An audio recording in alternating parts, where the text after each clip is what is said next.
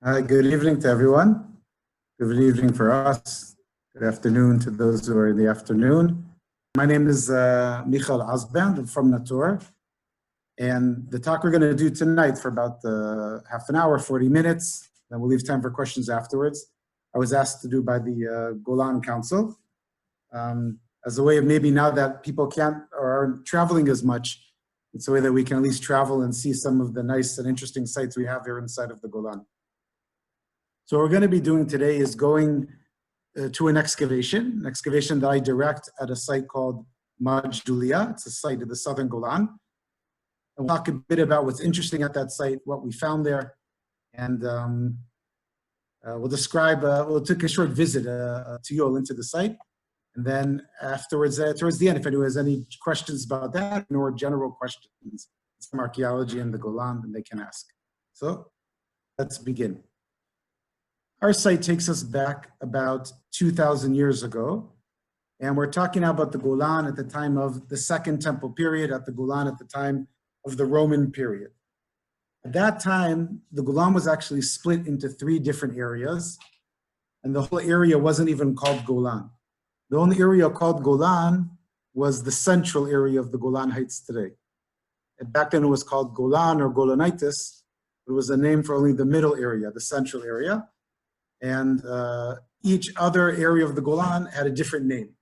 The northern Golan was known as the Panyas district, Panyas being the main city in the northern Golan. And the southern Golan was called the Hippos district.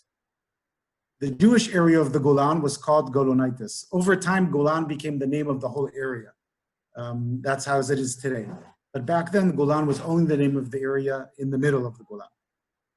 And this was the major Jewish area going back 2,000 years ago, let's say from around the year roughly 70 BCE up until around the 8th century CE. So it was about a 900-year period of a Jewish area in this area here of the Golan. Other areas had mostly non-Jewish populations at that time. The Panyas district was mostly non-Jewish, actually had an interesting people there called Itureans. This is a group of Arabs of pagan culture who lived there. They eventually become Christian in that area. And in the Hippos district was also a mainly non-Jewish area with a small scattering of Jews in that area. So this division also reflected ethnic divisions at that time. The site we're going to visit today actually belonged to the Hippos district area. It was right on the border of the Golanitis area over here in the central Golan, and the Hippos area in the southern Golan. Hippos is also known as Susita. It's the same name forever, anyone knows that. There were only 2 cities, by the way, in the Golan at that time, Caesarea Philippi or Banyas in the northern Golan, and Hippos Susita in the southern Golan. Gamla, for those who know of it, is a very famous ancient site in the Golan, but that's not, wasn't a city at the time. We'll continue on. So today we're going to be talking about the Roman period Golan, and we'll talk about one village really in there to get an idea of what was life like in that area 2,000 years ago. So we'll go off. If we went back 2,000 years ago, there's probably 2 parts of the Golan or 2 time periods of the Golan that are well known. Many people know of the destruction of Gamla in the year 67. At the time of the Great Rebellion against the Romans, at the first Jewish revolt, the town of Gamla was destroyed. And actually, that was the only place in the Golan really destroyed. The town of Gamla was destroyed. And that's an event that's well known. It's a wonderful site to go and visit. You have to do a bit of a walk down. But there's remains there, some of the best remains we have actually in the world of the Roman army attacking the site. And that's from the year 67. And that's a major event that occurred in the Jewish area of the Golan 2,000 years ago. The other time period that's very well known in the Golan is what we call the Byzantine period or the Christian period of the Golan. And at that time when all of Israel, in fact, the whole area of the Middle East is under Christian rule, there's a lot of churches and synagogues in the Golan. And in the central Golan, we know about 29, 30 different synagogues. These are beautiful, wonderful buildings. And many people today travel in the Golan, come and visit these structures. Beautiful architecture. Some of the best preserved synagogues in the country are actually found here outside of the Golan. That actually leaves an interesting time period, which deals with our excavation, which is a time period that's not well known in the Golan. That is what happened between the time of the destruction of Gamla and between the time that we have these beautiful structures of synagogues, of churches, what happened during that period of time.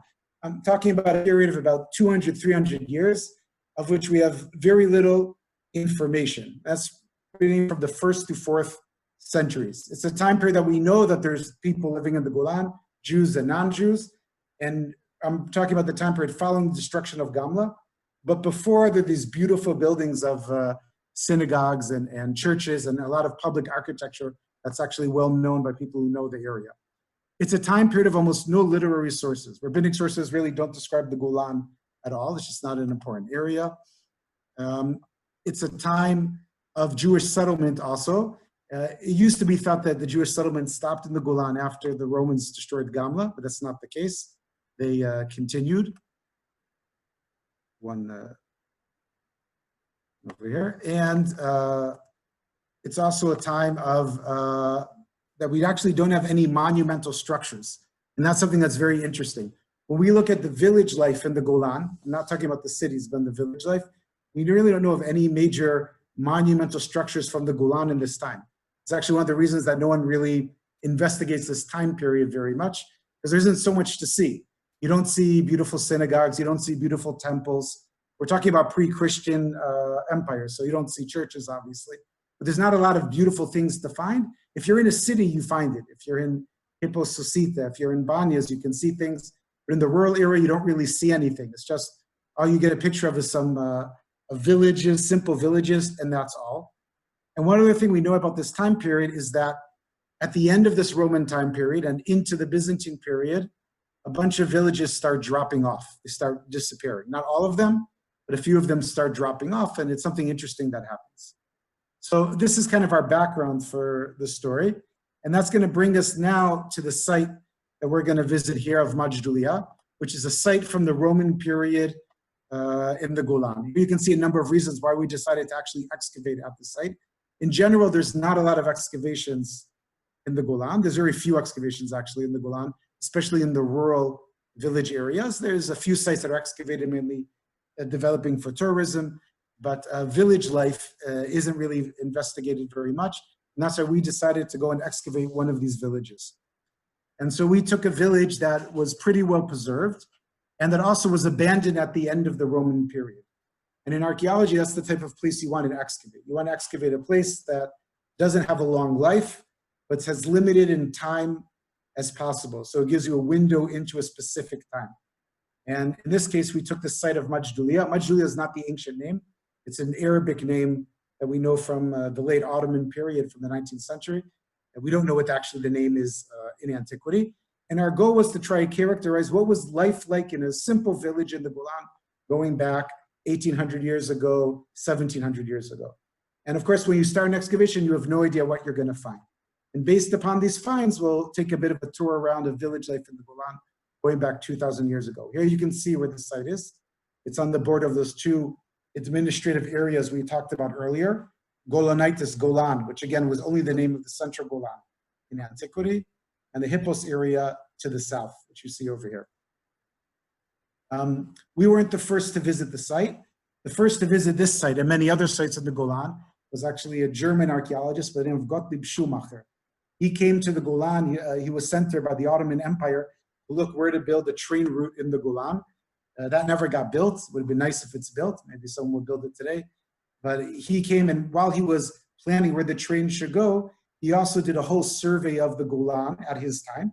So he describes the Golan in the late 19th century, earliest 20th century. But he also describes many ancient sites that he saw all around. He was somewhat of an archaeologist as well, and he gives us very good descriptions. And he also describes our site. He says El Majdulliya, it's a site actually he didn't really know much about, and he actually says there's nothing in there of interest. In other words, he didn't see any monumental structures, nothing nice stood out, and that's actually typical of the Roman period villages in the Golan. It's one of the reasons we decided to look at this site.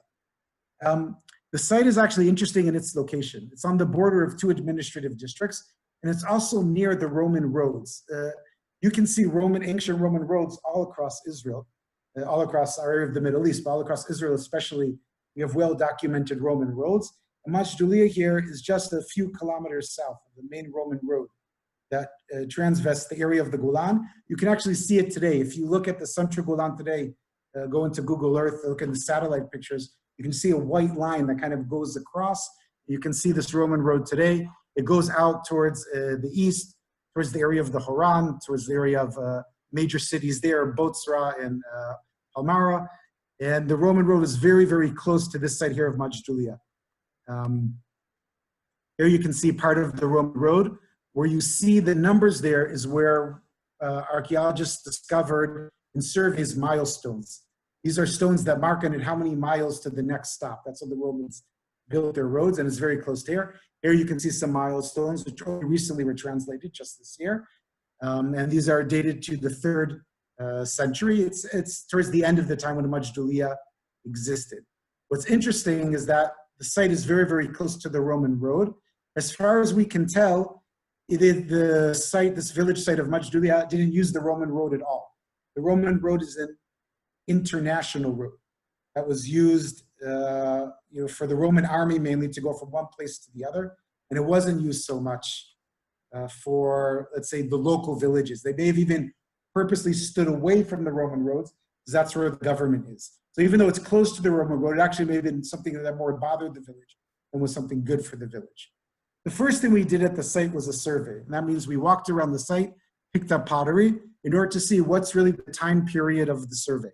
And here you can see from the pottery that we picked up, almost everything dated to the Roman period. And what's most important, nothing dated to later time periods. There's nothing from the 4th, 5th, and 6th centuries, nothing from the Byzantine period, which means it's very limited in time. And as I said before, that's what you want as an archaeologist. You want a site that's as limited in time as possible. The same thing we also know from the coins later that we found in the excavation, and that able to give us a better date. The site was first settled in the Hellenistic period. It exists through the time of the Hasmoneans. We don't really know what happened at this time. And then it's mainly settled in the Roman period. It's settled at the time of the Second Temple. It continues after the time of the Second Temple period, meaning after the time also the destruction of Gamla. And it continues about to the year 270. And at the year of 270, it kind of just stops. And we don't know why, but around that time, the village is abandoned. And if we have time, we'll discuss it a bit later on, but we're not sure what happened. And then nothing happens during this time of the 4th, 5th, and 6th century. This is actually very interesting because this is the time, the 4th, 5th, and 6th centuries, is the time of monumental building in the Golan in the village area. It's the time of a synagogue at Kanatir and Deir Aziz and Katzrin. It's a time of beautiful churches being built all over. And at this time, the village was, by this time, the village was totally abandoned. And then it's resettled very sparsely later on, mainly in the Middle Ages for a short, brief period of time. So here we'll take a look at some of what we're gonna see today. We've been able to map out some of what's going on inside of this village. We can see that there are dwellings, houses in the main area of the village. And then at the edge of the village, there's industrial areas. We found 4 areas where there are olive presses. We found part of a pottery kiln, the only one where pottery was produced, the only one that's been found to date from this time period in the Golan. And we also found remains of an ancient synagogue. And so all of this we'll talk a bit about today to try to give us a picture of what was village life like in the Golan going back 1700, 1800 years ago. Okay, here we can see the plan of where we excavated. These are our excavation areas. And we're going to start over here in an area on a slope going down to the valley. There's a stream here called the Samach stream. And we're going to take a look over here in area M. This is an area where we're excavating a number of houses. And it gives us a bit of a window into village life at the time. So we'll take a look at what we found. Here you can see part of the houses. Everything here is built of volcanic basaltic stone, very big and heavy stones. They're not easy to pick up during the excavation. Everything here is dug up by hand.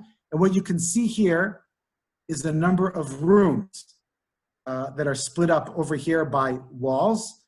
And here you can see part of a floor that's in the middle. Try to make the picture a little bit bigger. Here you can see part of a floor that's in the middle. Where the floor here is missing on the other side is something that we did to the floor.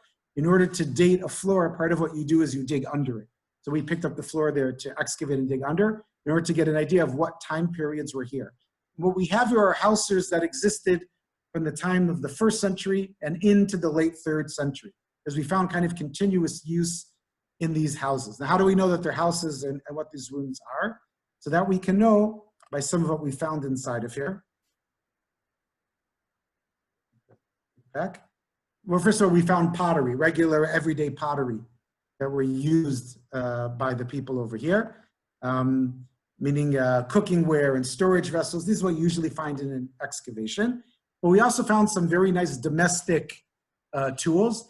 Over here, you can see part of a mortar and pestle that was found inside. If they're used for grinding something inside of the house, possibly wheat or barley.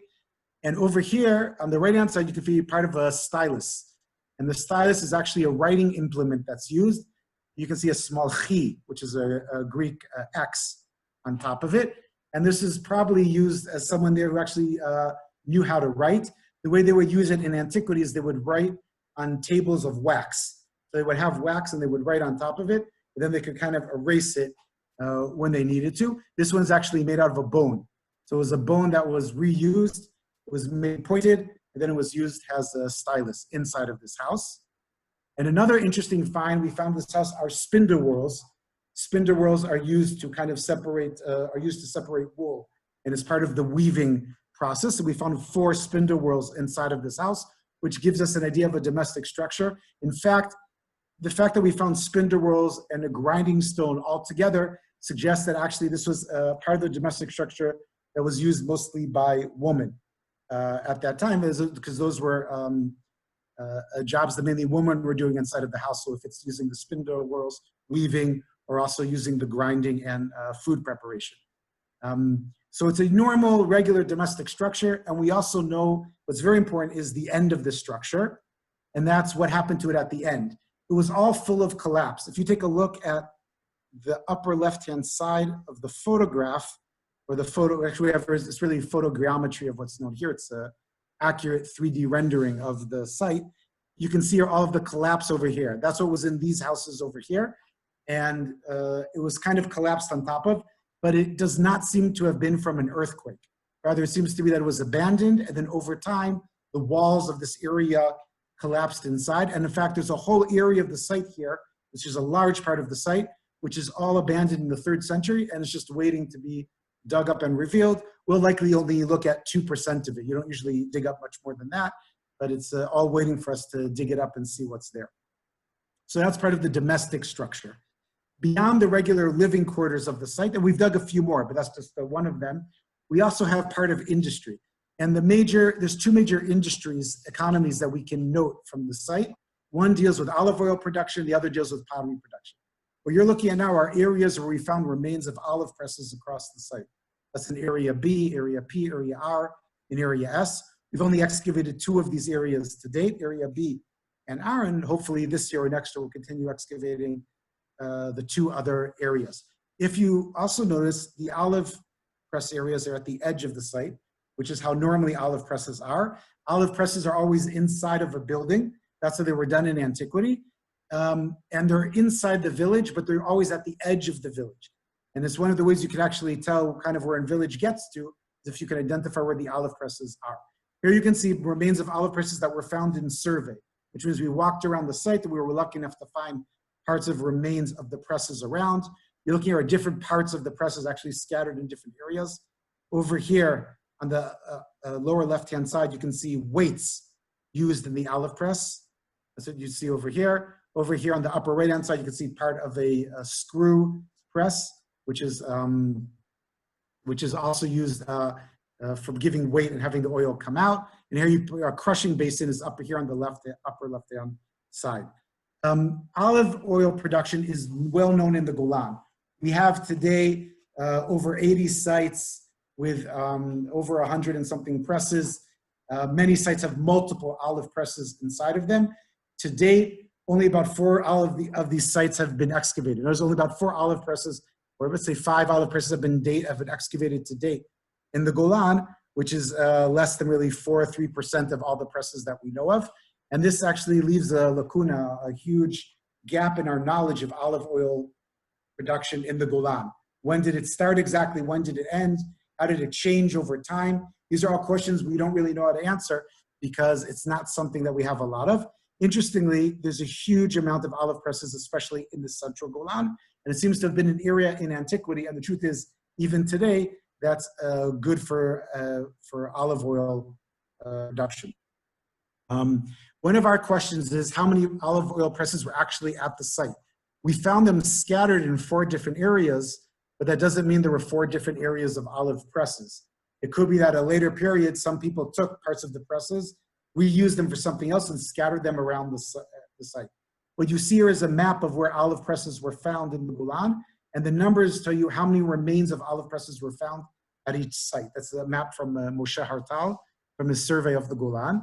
And you can see there's some sites that have 9 presses, 5 presses, 2 presses. Our site, we have 4, but nobody really knows if the presses existed at the same time. And you don't also know if some of them may have come actually from the same press and were scattered around. And that's why we've decided to excavate all the areas to see what's there. This is from our latest excavation where we can see part of a screw press. That's the press you saw in the picture over here.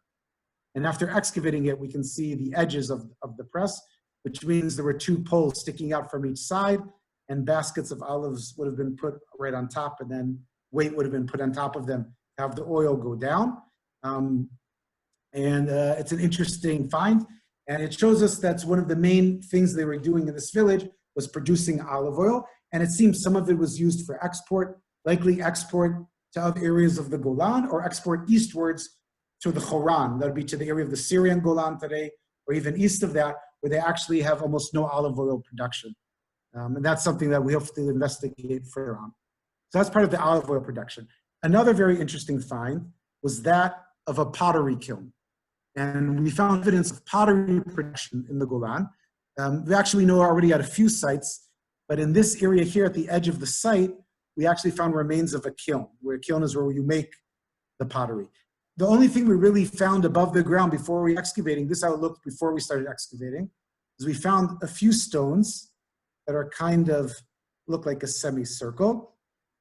And after excavating these, we actually went to excavate here, was that we found a lot of pottery on top. One of the things that was done in antiquity is when pottery was made and it didn't come out well, they would just throw it out near the kiln. So sometimes if you find a large amount of pottery that doesn't look so good, you might think that's an area of a kiln. So that's why we decided to excavate in the area. Obviously, the kiln also is always at the edge of the site. In the Golan, usually pottery production is on the eastern edge of the site. It has to do with the winds coming from the west to the east. And after excavating, this is what we found. We found here remains of a kiln. You can see in the middle is a central pillar, and then the walls of the kiln going around it. And here you can see what was made inside of the kiln, which is cooking ware, vessels that were used for cooking in the village. And that was the only thing we actually found produced here, was different types of cooking vessels, cooking bowls, cooking pots. These are all things that were used over here. Here you can see kind of a reconstruction of different, based upon different kilns used in the country. This is a reconstruction of a kiln in Yodfat. And here you can see how the kiln worked. A fire is lit. It's actually not usually lit underneath the kiln itself, but a bit to the side of the kiln. Look, you're at a kiln from the site of Utsa on the western coast of the Galilee. Over here is where the fire is usually made. Then heat goes inside of the kiln, and then there's a second floor. Here you can see the reconstruction of a second floor above the central pillar. So there's a floor of the kiln, a central floor. Heat goes in the inside, and it heats up the vessels that are put inside of it. And so what we found in our kiln is part of the central pillar. The heating chamber, we think we know where it is, but it's not so well preserved. And then we find part of the floor over here of the second floor, of which the pottery was put on top of. And there you can see now again the type of vessels that were produced at the site. Once you know where vessels were produced, it allows you to do a lot of interesting types of investigations in archaeology. We can investigate how was the pottery made, what was type of the raw material, what was the firing temperature, and we can also kind of trace where the pottery was made and where it went to, which is something we like to do a lot of in archaeology. So here we'll take a look over here. And here we can see over here we have part of the kiln. And let's take a look at the pottery. And here we'll take a look over other places where pottery was produced inside of the Golan. This is the site of Majdulliya. We have sites that produce storage vessels. We have sites that produce cooking vessels. And Majdulliya doesn't live by itself. Other places were also producing pottery at their time, and it seems to be something that was done in village life. Some villages were, so it's also making olive oil, it's also making pottery, and they probably worked it out that they weren't making it at the same time. There's kind of a stop in olive oil production when you get towards the winter. And so it makes sense that it may have been the pottery production took place mainly in the months of November or December. One of the things we were also able to do was locate where the raw material came from. And we know the raw material came just a couple hundred meters from the area of the kiln, north of the site. There's clay deposits here that are good for pottery. And we're able to match it to the type of pottery that was produced over here. Another thing we looked at was, where did the pottery go to that was made in Majdulliya? Did it just stay at the site, or did it go to other sites? And after we investigated this, we first looked at the major city in the Golan, the site of Hippos, which is only a couple hours walk from Majdulliya. In half of the day, you get there easily. And we thought it would make sense that if pottery was made here, we should find some of it inside of the big city in the Golan. When we checked the pottery in the big city, we're very surprised to find that none of the pottery from the big city came from Majdulliya. They use the same types of pottery. It looks the same, but when we did our investigation, which is based upon chemical analysis, microscopic analysis, we found that it wasn't from that site, which means that it made it pottery only for the village itself and maybe for a few villages outside, but didn't go much further than that.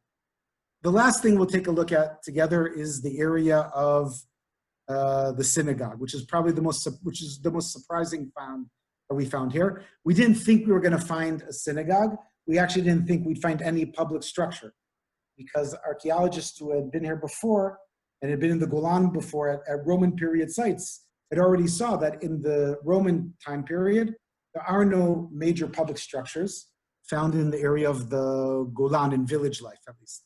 And so we were very surprised to find anything at all. And we'll tell you about how we found it. We found it in the eastern side of the site, and we found it in part of a field. Here you can see the area before we started excavating it. And we actually didn't find anything very interesting here, except part of a wall. You can see over here what looked to us like part of a wall. In the end, it wasn't a wall. It turned out to be part of benches. And you can see here an interesting scatter of stones all around here. But we didn't actually think it was anything so unique.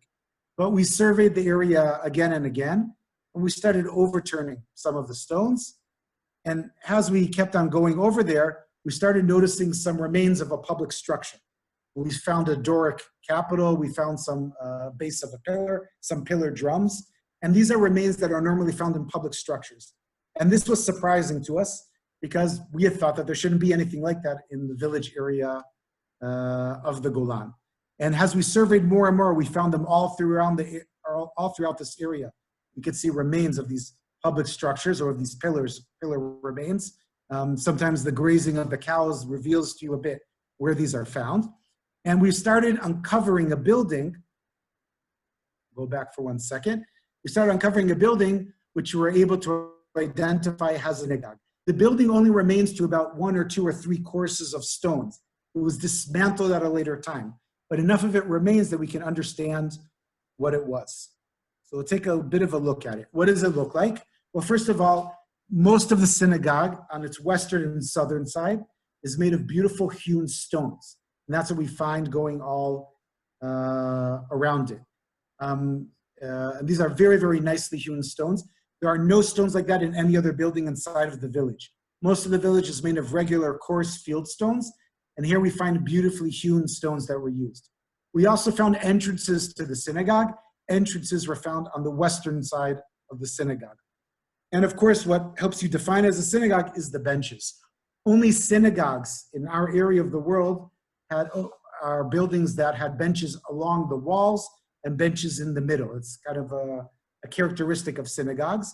Roman bathhouses or temples or other structures don't have that type of feature to them. And here we found benches along the walls. Here you can see benches along the walls.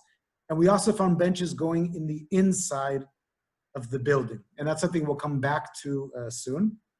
On some of the benches, we actually have mason marks. These are marks made of the person who hewed the stones, and they were probably hewn and carved not at the site, but in some quarry, which we don't know where it is.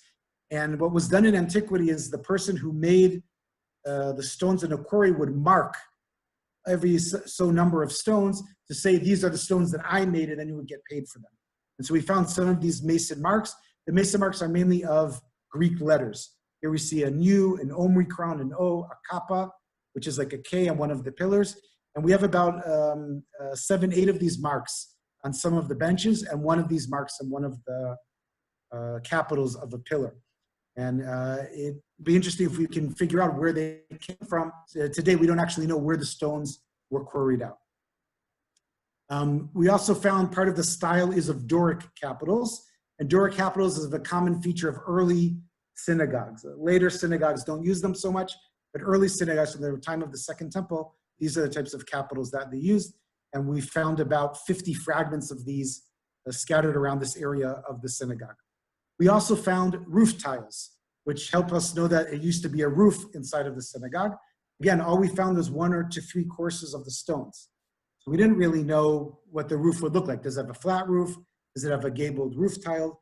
But once you find roof tiles, then you know that it was covered with roof tiles in antiquity. It would have been the only building in the village covered with roof tiles.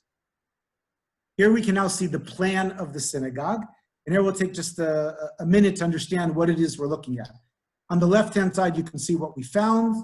And the right-hand side is our reconstruction of the synagogue.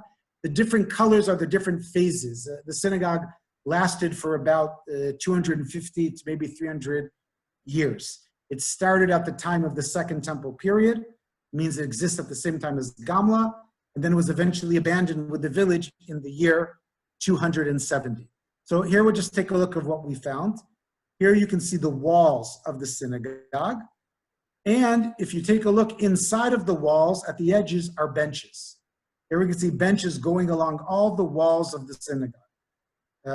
So we have on the northern wall, the eastern wall, the southern wall, and the western wall. The western wall benches would have been broken by the entrances into the building. The entrances are on the western side. But what's very interesting is that we have another set of benches in the inside of the building. And these are forming kind of a rectangle inside of a rectangle. So over here we have a double bench. Over here there's a double bench. And then we have another bench going here. These benches helped actually form 2 floor levels. There's upper floors on the sides of the building and a lower floor in the middle of the building. This type of structure that has benches along all the walls and then another set of benches in the middle and has an upper floor and a lower floor is a common characteristic of early Roman period synagogues, or synagogues that existed at the time of the Second Temple period. And besides Gamla, this is the only other synagogue in the Golan that has this feature, and it's only one of about 11 other synagogues in the country that can be dated to that time period. So here we see part of its characteristics. It says upper aisles in the east and the west. It does not point to Jerusalem. There's nothing in this structure that points it to Jerusalem, which is another feature of early Roman period synagogues. Only around the 3rd century, synagogues start to have features that direct it to Jerusalem. And until that time, synagogues actually they didn't face anything. They were oriented to the center of the building. And that was because the main purpose of synagogues in the early Roman period was for teaching and for studying, which means someone would stand in the middle and everyone would look at him. And only in the later time period did it become mainly for prayer. We'll take a look at some of the other features that we find here. Entrances on the western side. And this is what the synagogue, our reconstruction of it. One of the most surprising things, though, was the mosaic. And that actually has a very big surprise that we only discovered about 8 months ago. And this is the mosaic we found in the 2nd season of excavation at the site. We began excavating in 2014. And after we began our excavations, we found part of a white mosaic. Here you can see a black outline inside of it. And we only found some remains. It's not well preserved, the site. We only dig about 10 centimeters, you already get down towards this area of the mosaic. So we thought, okay, there must have been a mosaic. Likely it just had some regular geometric designs, and that's it. And we knew there was something decorative already in our second season because we found colored stones. But we had no idea what they could be. We didn't know what they were from. We began then excavating more the area around the mosaic. We excavated in the day. We even excavated sometimes at night using a generator. And what we were most surprised was to have any remains at all, because it's not very well preserved. And we found in the southern nave of the building, you can see here part of a frame of where a mosaic existed, another area of mosaic in part of the western aisle. The whole building itself is very large. It's about a 23-meter building that's about 60-something feet going north-south, and it's about 13 meters going east-west. The whole building would have had then about 20 meters of mosaic. There would have been a mosaic carpet covering the entire central nave and the sides as well, of which only small amounts remain. But what was most surprising is what remained. We found remains in the aisle of a geometric design. What was most surprising what we found over here, which is part of a figurative design. This is part of remains of the geometric design that we found in the aisle. Again, it's only a small scant of remains, but it's able to tell us of what was there. The stones are very small. It's of a very high quality, but over time, the foundation of the mosaic got washed away. So all we can see left of the mosaic is kind of the stones, and they got stuck in the Golan mud, which has preserved them for some 1,700 years. Here you can see that's where we found the mosaic of the geometric design. And then this year, we started uncovering the area over here, where you can see the southern benches of the building. And now we're going to take a look at what was found over here inside this frame that we found. And we found this frame as kind of 3 scenes inside of it. And what was most surprising what we found, here we see part of an animal, where you actually see our legs of a bird that were found on the left, on the western panel of the mosaic. And it's of a very good quality. Here you can see part of the black edge of the body. Then you can see the feet of the bird over here. That's a common way of seeing how birds are made. And what you see over here might be part of the head, but it's not very well preserved. What was more surprising also what we found next to it, which was just below the bird, you can see a part of a leg and part of the hoof, the leg of an animal, and its leg kind of sits on top of the edge of the mosaic. That was found on that panel. And then we found over here on the easternmost panel, again, the legs of some sort of animal. Here we can see its feet. This is probably one animal over here. So we're looking at the 2 front legs, part of a back leg. You can see a bit above it, the part of the behind of the animal. And then there's something over here which we don't know what it is. It might be part of a structure, maybe part of a tree, but we can't tell at all what it is. Here you can see a better, closer up picture of what the hoof of the animal looks like. It's not clear of what type of animal it could be. Is it a ram? Is it something else? We're not exactly sure. That's clearly some sort of 4-legged animal. What's most surprising of those is that we found it at all. We were expecting that this synagogue should be similar to other early Roman period synagogues where figurative designs were forbidden to be used and they're not found. But in fact, what we have here is a mosaic that was added. The mosaic dates to the 3rd century. The synagogue predates the mosaic. It was added in at a later time.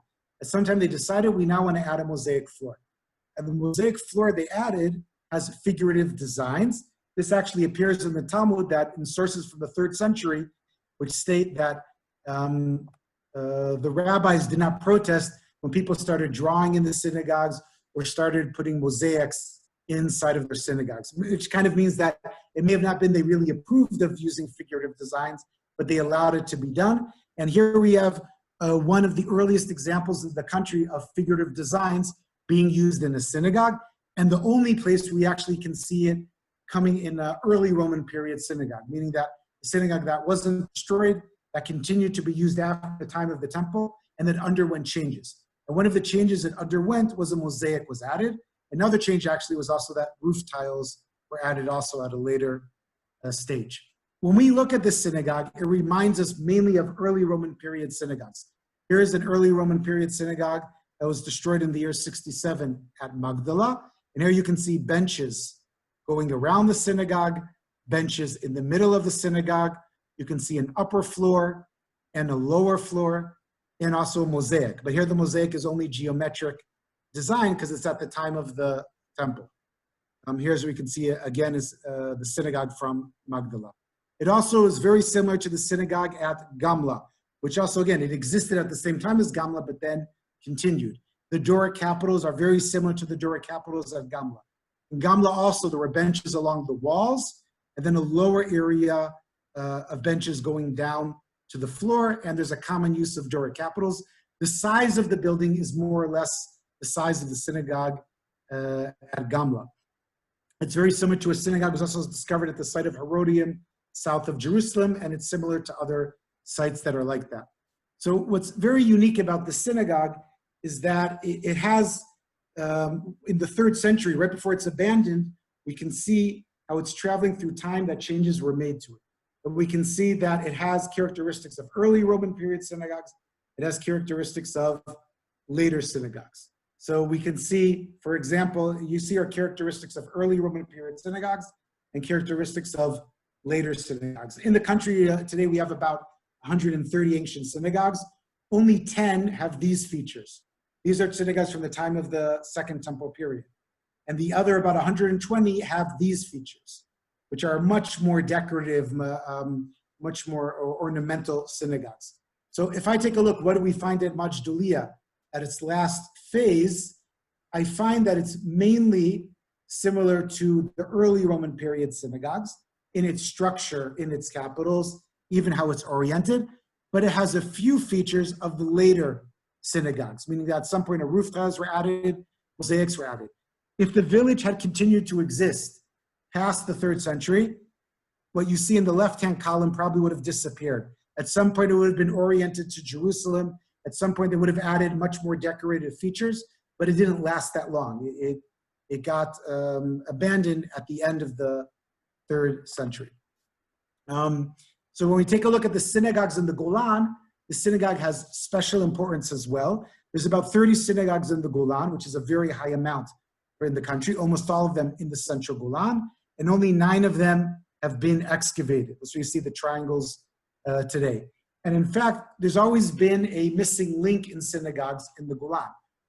To date, until the excavations of Majdulliya, we knew of 1 synagogue, the 1st century, from the time of the Second Temple at Gamla, and we knew of about 29 synagogues that were dated to the 4th through 8th century, which are beautiful monumental buildings. And we didn't have any synagogues from that period in between, but we knew Jews were living in the Golan. So the question was, where were their synagogues? We couldn't find them.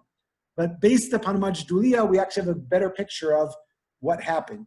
And what happened is that the synagogues were similar to the 1st century ones, meaning they're not so ornamental. They don't leave you a lot of remains, and you can only find them really if you excavate them. And they started going changes, but they never got to the beauty and the ornamental structures of the later synagogues. And Majdulliya now gives us kind of an idea of what we should look at other sites. And it could be if we go to some other sites where we thought there were no monumental buildings, if we go back to them, it may be that we're able to rediscover some synagogues at those sites. So overall, we saw today was a bit of village life in the Golan. We talked a bit about what was the domestic life. We talked about the economy, pottery production, and olive oil production. And we also saw the only public structure inside of the village, which was the ancient synagogue. We could also see how it underwent changes over time, from an early Roman period synagogue like Gamla until it becomes a later time period synagogue where some things are added. A question here from Michael is, if the people want to go down towards the Kinneret, how would they go down from Majdulliya? That's a good question. If we take a look at the roads of how they looked at that time, we know where the Roman road is. I'll move back to where the Roman road is. But it's really hard to know, because it seems the village people would have used local common roads. Most likely they would have went through the Samech stream, which even today you can kind of go along the Samech stream and then make your way down towards the Sea of Galilee. The other option is they would have gone go back to the picture of the Roman road, they may have gone on kind of where the main Roman road was, heading towards Hippos, and then from there going down to the Sea of Galilee. It's hard to know. In the winter time, they would have had to use the Roman roads because the local roads weren't good. Otherwise, they probably used some sort of local roads which don't really leave us any evidence at all.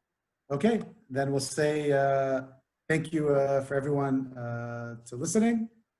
Be well and Chag Sameach.